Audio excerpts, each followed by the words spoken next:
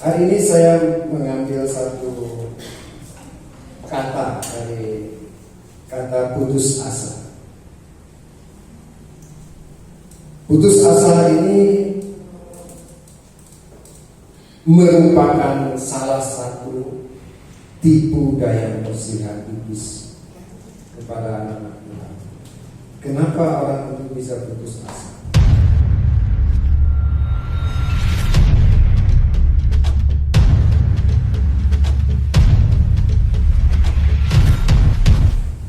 Pasti ada sesuatu yang mempengaruhinya sehingga ia merasa tak berdaya lagi dalam hidup ini. Nah, tujuan iblis itu untuk mempengaruhi manusia yang percaya kepada Tuhan supaya undur daripada Tuhan. Dan iblis sangat tahu bahwa setelah mati manusia tidak dapat lagi berbuat baik dan memuliakan Tuhan.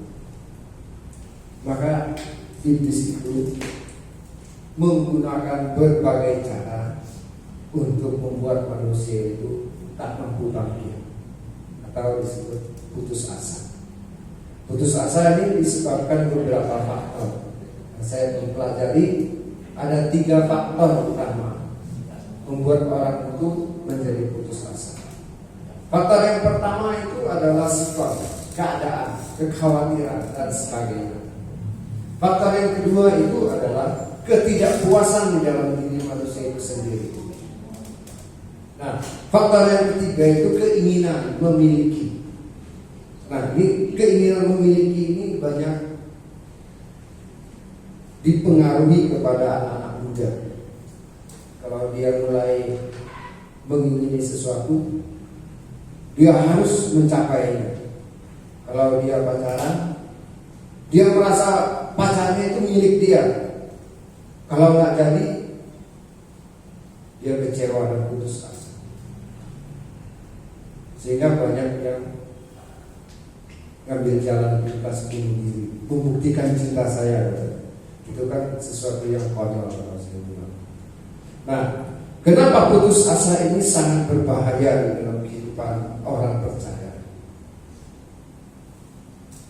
Karena putus asa ini mempengaruhi jiwa kita, mempengaruhi seluruh sistem kehidupan manusia itu, terutama jiwa ini. Nah, jiwa yang rusak ini akan membawa pikiran kita menjadi rusak. Pikiran kita, tindakan kita menjadi rusak. Tidak ada lagi arahnya untuk kebenaran. Nah, hari ini kita belajar tentang kata putus asa. Dalam Alkitab sudah memperingati kita bahwa putus asa ini harus dilawan. Kenapa Alkitab sudah menjelaskan? Karena putus asa ini sangat berbahaya. Maka Tuhan Yesus itu bilang, supaya kamu dapat bertahan melawan tipu muslihat iblis, serta dapat memadamkan semua panah api dari si jahat. Itu ada di Efesus 6 ayat 11 dan 16. Rupanya peringatan ini supaya kita mengenakan seluruh senjata Allah itu dalam bentuk firman. Kalau kita memahami firman dan tata tertib yang Tuhan berikan kepada kita, yaitu peraturan-aturan itu, kita mampu mengalahkan tipu daya muslihat iblis. Gak ada satu orang pun dapat menghindari keputusasaan kalau dia tidak percaya kepada Tuhan. Karena putus asa ini penyakit yang gak ada obatnya. Gak ada obatnya putus asa, kecuali orang itu kembali bertaubat di dalam Tuhan. Itu saja obatnya. Nah, di dalam 1 Petrus 5 ayat 8 itu dijelaskan di situ supaya kita sadar dan berjaga-jaga. Untuk apa kita sadar dan berjaga-jaga? Untuk apa itu dikatakan supaya kita berjaga-jaga? Berjaga-jaga dari apa?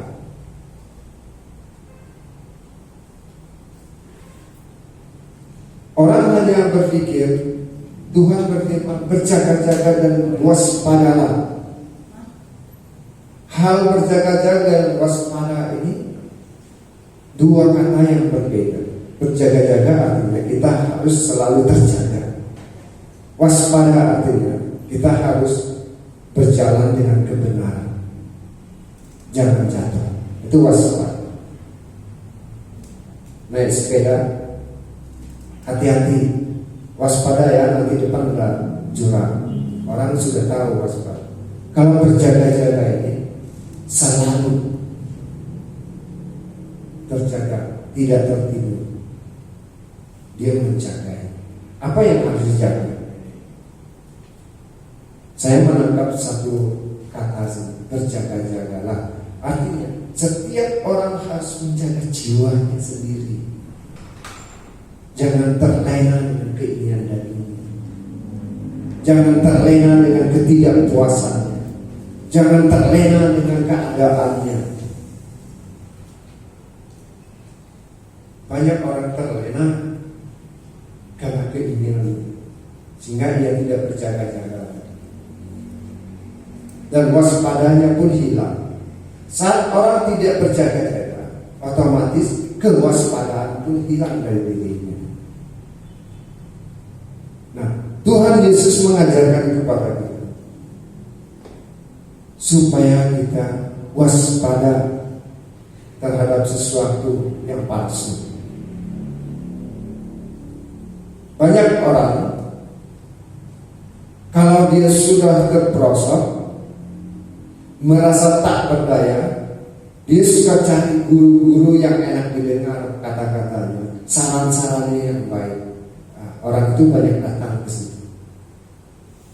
Seolah-olah nanti ketika terpurukan saya ini bisa dibangun oleh perkataan orang itu, lalu saya bisa mengikuti apa yang disarankannya. Nah, ini bahaya. Tuhan Yesus sudah berkata, hati-hati, banyak guru palsu. Nah, yang palsu ini yang membuat telinga enak didengar. Yang palsu itu yang membuat mata enak dilihat. Sampai di sini keputusan kita untuk tetap putus asa, untuk tetap tidak terjaga dari keimanan kita akan terjerumus ke dalamnya, sehingga kita akan berjalan dituntun sama orang buta.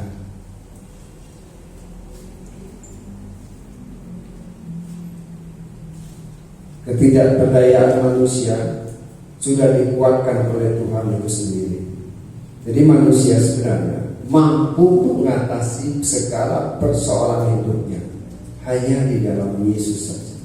Di luar Yesus tidak ada cara dan tidak ada jaminan.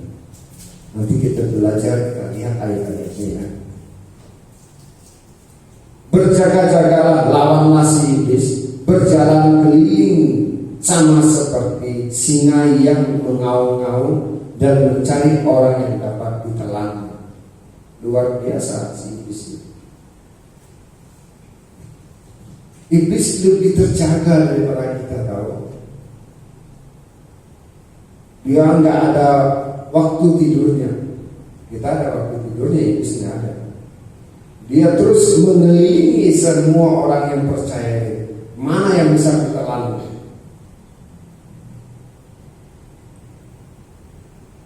Coba direnungkan perkataan ayat ini. Berjaga-jagalah, lawanmu, lawan kita, bukan sesama kita. Lawan si iblis berjalan keliling sama seperti singa yang mengaum-ngaum dan mencari orang yang dapat ditelannya. Siapa yang dapat ditelannya? Mereka yang tetap bertahan dengan gigih, dengan iman yang teguh. Iblis nggak akan mencari orang yang imannya lemah. Santai aja yang punya iman lemah. Iblis nggak akan melawan dia. Kenapa? Karena gampang. Yang sulit ini kan orang yang memiliki iman yang teguh di dalam Tuhan Yesus harus jatuh dia. Bagaimana cara jatuh? Nah, si iblis ini pintar. Kita harus berjaga dengan dia. Bukan lagi orang yang merasa teguh imannya kan jadi santai. Aku pasti menang, aku pasti diselamatkan. Jangan dulu ngomong itu. Kamu lupa, kamu tidak berjaga-jaga lagi. Yang dikelilingi kamu siapa? Bukan lagi Tuhan, tapi si jahat itu, si iblis itu mengelilingi kita, membuat kita terperosok. Kenapa banyak hamba Tuhan juga bilang kecewa sama gereja ini, aku nyesel bantuin dia. Itu bukan manusia yang ngomong, tapi itu iblis yang sudah masuk di dalam orang. Hamba Tuhan berbicara demikian. Berarti hamba Tuhan itu adalah orang yang sangat percaya kepada Tuhan, Pak. Yang imannya sudah teguh, tapi kok bisa jatuh? Ini si iblis berjalan keliling sama seperti singa yang mengaum-ngaum dan mencari orang yang dapat ditelannya. Orang yang dapat ditelannya bukan orang yang nggak memiliki iman, tapi yang teguh imannya. Buat apa iblis mencari orang yang nggak punya iman? Orang dia bersama, orang yang tak beriman kan sama dengan iblis sifatnya. Apa aja boleh dikerjain, ya kan? Tapi orang yang memiliki iman beda. Mau mencuri, jangan. Ada aturan yang seperti Allah, jangan mencuri. Tapi yang memiliki iman ini sanggup enggak dia terus bertahan demikian kalau dia tidak berjaga-jaga dan waspada? Pasti satu hari jatuh. Nah, saat dia jatuh, dia nyalain Tuhan. Kenapa Tuhan? Kenapa saya begini Tuhan? Karena dia terlena dengan imannya yang teguh tadi. Jadi kuncinya di sini. Putus asa itu bukan bagi orang yang awam dengan iman. Tapi putus asa ini banyak terjadi kepada orang yang mengerti tentang iman. Coba direnungkan kita. Orang yang tidak mengerti putus asa itu biasanya orang tidak mengerti tentang iman. Dia cuek. Kalau sudah putus sama dia, saya cari lagi yang lain. Ngapain gak pusing? Ini orang cuek. Dia berpikir sama kita ini. Dia bisa kayak gitu, saya juga bisa. Kalau iblis lawan iblis kan hancur kerajaan, ya kan? Mereka karena sama, jadi dia nggak mengerti iman. Yang penting aku melakukan apa yang dilakukan oleh dunia. Orang yang bersahabat dengan dunia adalah musuhnya Allah. Kalau orang di dalam Tuhan berarti lawannya dunia. Nah, putus asa ini adalah miliknya dunia. Dia menghantam semua orang-orang percaya supaya berputus asa, supaya ia cepat mati. Putus asa itu pasti udah cari jalan keluarnya itu mati, meninggalkan segala persoalan supaya aku nyaman, nggak dibebani. Kalau orang-orang dunia, dia nggak akan putus asa. Saya harus berjuang terus. Sayang harta saya banyak, ngapain saya peduli dengan yang lain? Dia kan begitu. Karena dia sudah sama dengan dunia ini, dia nggak pusing. Tapi orang yang di dalam Tuhan itu yang harus terus menjagai dirinya, menjagai imannya terus. Jadi putus asa itu tadi keadaan ketidakpuasan, yaitu coba lihat. Kenapa orang bisa putus asa karena ketidakpuasan? Lihat Khotbah 5 ayat 9. Orang yang cinta uang tidak puas dengan uang. Jadi kalau orang mencintai orang lain, dia nggak puas dengan orang lain. Orang yang mencintai istrinya, dia nggak puas dengan istrinya. Kok bisa?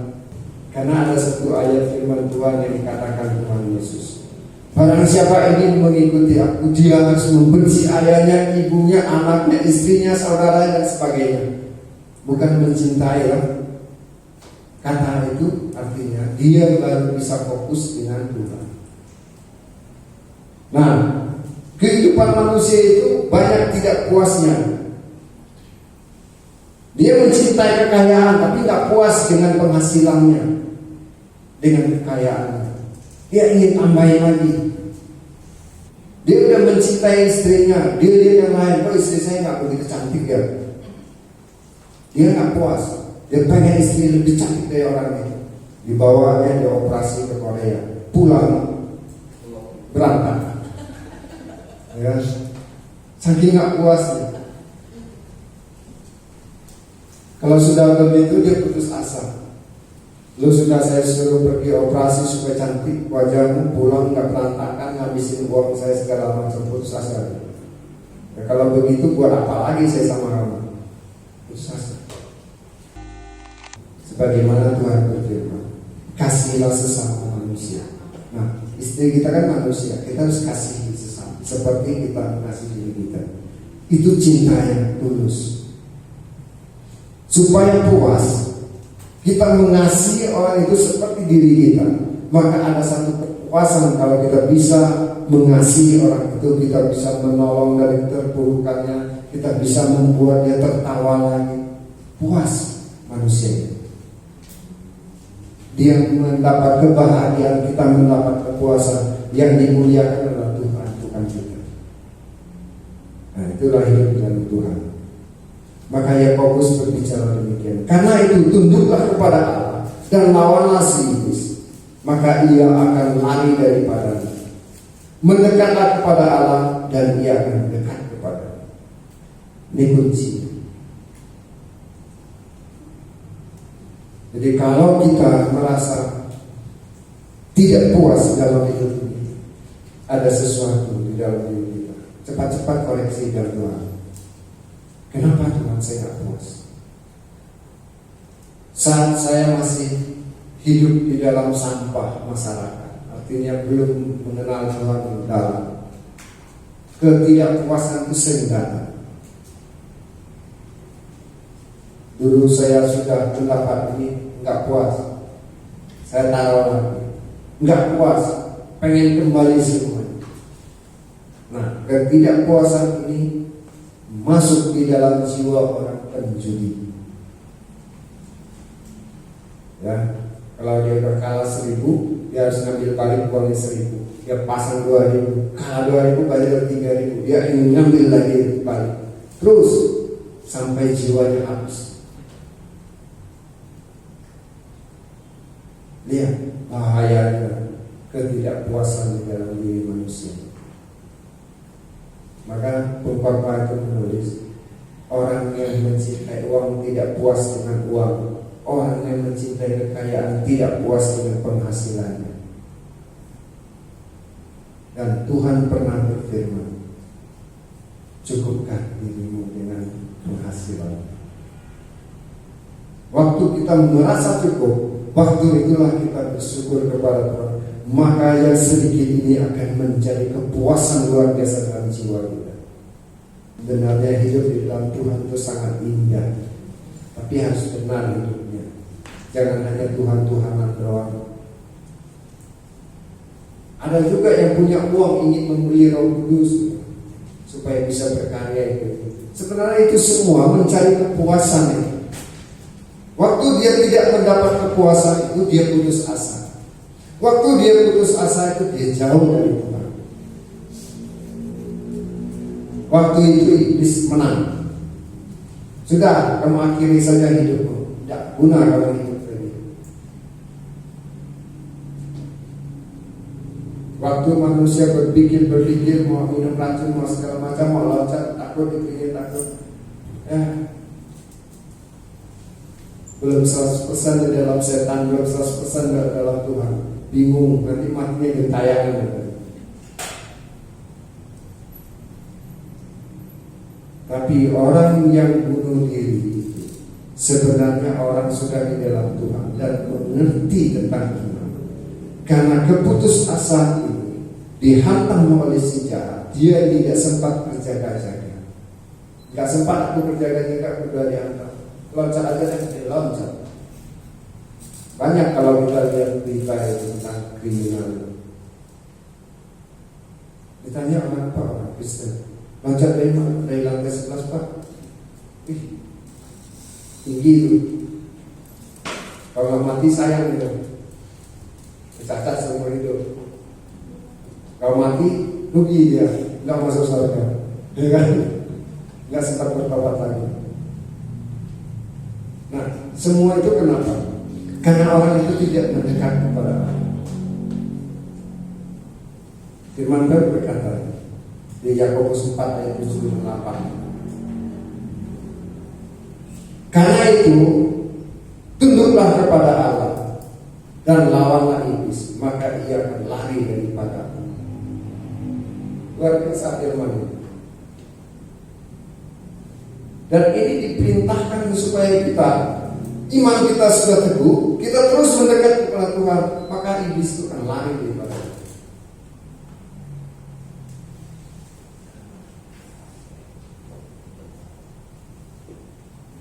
Orang-orang suka mengandalkan iman. Saya beriman, saya tahu pasti.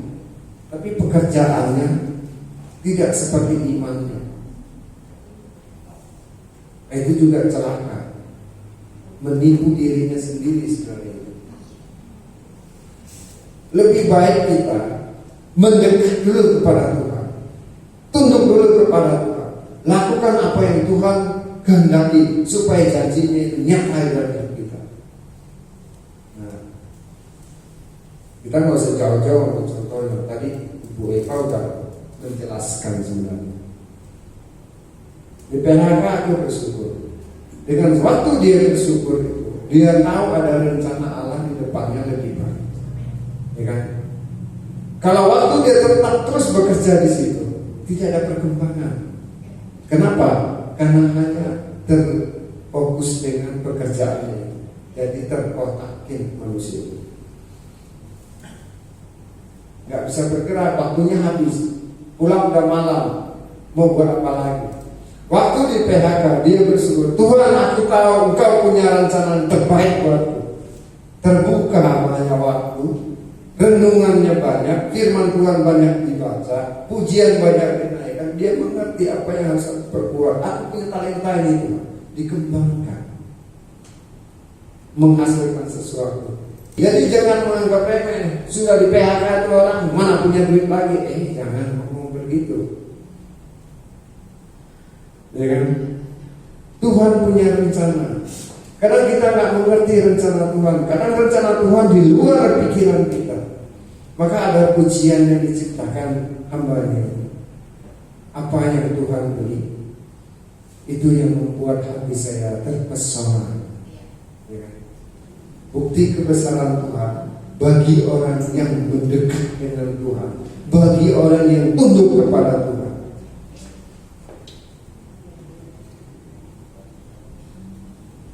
Di sini sudah ada bukti yang jelas buat kita sebagai panutan.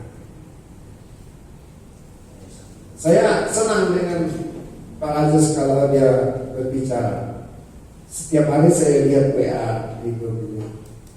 Nah, ini hamba Tuhan yang memberi semangat. Salam sehat, semangat ya. Wah, luar biasa. Orang yang tidak suka membacanya, ini yang rugi dia.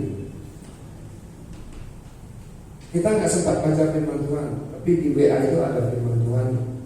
Nah, satu ayat dalam satu hari itu membangun jiwa kita kepada Tuhan semakin dekat sebenarnya. Cara-cara yang seperti itu membuat kita tidak pernah putus asa dan iblis akan lari daripada kita. Ya. Di mana letaknya kita harus putus asa? Nggak ada lagi letaknya tempat kita untuk berputus asa. Kenapa? Karena iblis itu sudah sudah lari daripada kita. Tidak ada lagi orang yang dapat mempengaruhi kita untuk melakukan hal-hal yang tidak benar di hadapan Tuhan. Putus asa artinya orang yang melakukan hal-hal yang tidak benar di hadapan Tuhan, yang merasa dirinya sudah tak berdaya, yang merasa dirinya dikecewakan, yang merasa dirinya sudah tidak mampu berbuat apa-apa lagi. Ya, putus asa gitu. Ujung dari putus asa adalah mati.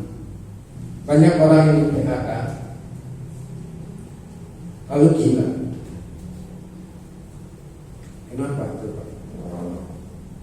Dulu dia menyembah Tuhan hebat, tapi waktu di PHK dia tidak dapat berbuat apa-apa, tidak dapat berpikir apa-apa. Dia hanya merenung, kelamaan merenung, pikirannya gila. Saking merenung, tertawa sendiri. Sudah tertawa sendiri, ngomong dewek. Udah.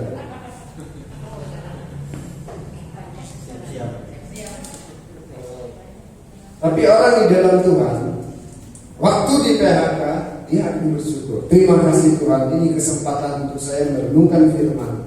Pasti ada jalan keluar untuk persoalan.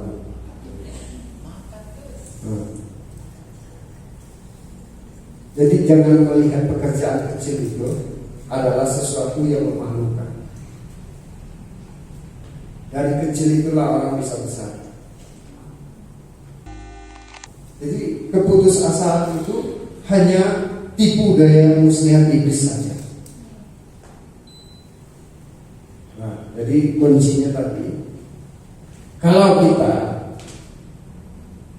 merasa keadaan kita sudah tak berdaya, merasa kepuasan itu tidak mendatangi kita, merasa keinginan yang harus kita miliki tidak tercapai, jangan putus asa. Ada rencana di balik semua itu. Tuhan sudah menyiapkan sesuatu yang terbaik buat kita. Dengan catatan, tunduk kepada Allah dan datang mendekat kepadanya, maka semua itu akan dinyatakan. Yang ketiga tentang keinginan. Orang putus asa juga karena keinginan. Keinginan untuk memiliki tidak kecapaian, dia putus asa. Dia merasa tak berdaya, kalah saing dan sebagainya. Dalam kerjaan, dalam pacaran, dalam rumah tangga dan sebagainya. Dia ingin istrinya maunya seperti pikiran dia. Harus berbuat begini, kalau saya pulang harus begini, harus begini. Tapi istri itu kan manusia juga ya, punya kelelahan, punya perasaan. Masa harus nunggu pulang jam 1 terus? Sakit dia lalu, ya kan? Wah, 2 hari nggak nungguin saya pulang dia. Air minum pun nggak dikasih. Kurang ajar nih istri. Keinginannya nggak sampai. Mulai bertengkar, mulai berkelahi, tapi nggak mendapat apa-apa. Putus asa, cerai, juga dia nggak mendapat apa-apa. Keinginan ini sesuatu yang membahayakan benar.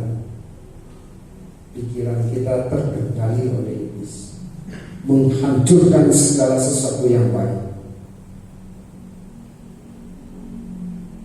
Wah, dia di dalam Tuhan. Aku nggak berdoa kali, baik aku berdoa.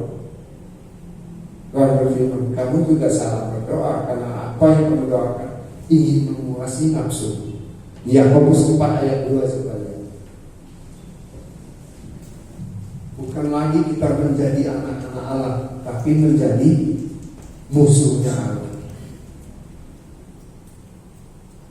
Waktu kita menjadi musuh Allah, kita sudah masuk di dalam jebakan iblis itu, dan kita tidak akan bisa keluar lagi.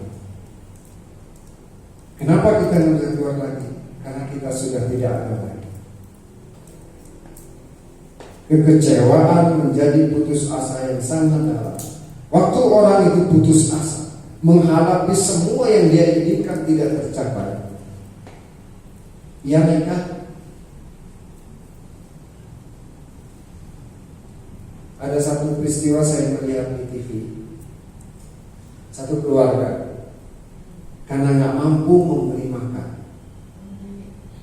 anaknya dibunuh. Dia bunuh ibunya dulu, istrinya dibunuh, baru anaknya. Habis anaknya dia bunuh dia. Dia berpikir dengan cara itu selesai dan kami sama-sama masuk surga.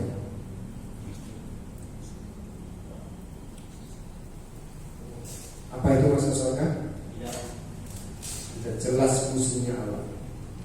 Tapi yang dia bunuh ada kemungkinan masuk surga. Karena yang dibunuh nggak tahu.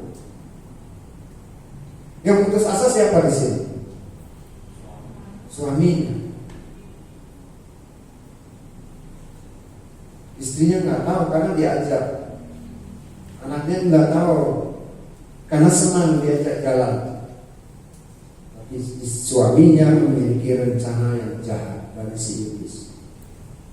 Karena putus asa, keinginan tak tercapai, keinginan untuk membahagiakan keluarga tidak mampu memenuhi kebutuhan. Dia merasa dirinya tak berdaya. Nah, kalau kita menghadapi situasi seperti itu, saatnya kita harus datang mendekat kepada Tuhan dan minta petunjuk Tuhan. Sebab Tuhan sudah berjanji, Dia tidak pernah meninggalkan orang yang percaya. Amin. Ini ayat terakhir saya bacakan. Yosua 1 ayat 9. Bukankah telah diperintahkan kepadamu, kuatkanlah dan teguhkanlah hatimu, janganlah kecut dan tawar hati, sebab Tuhan Allahmu menyertai engkau kemanapun engkau pergi. Janji Tuhan ini tidak pernah berubah, dulu, sekarang, dan sampai selama-lamanya. Setiap orang yang mengenal Tuhan, dia mengenal perkataan ini, dan dia mampu membangun jiwanya. Jadi keputusasaan tidak ada di dalam orang percaya. Nah, kita sudah mendapat banyak materi tentang keimanan yang teguh. Jadi iman yang teguh tanpa dijaga, kita akan mengalami keputusasaan. Kalau sudah teguh iman, waspada dan berjaga-jaga. Kiranya Tuhan Yesus memberkati.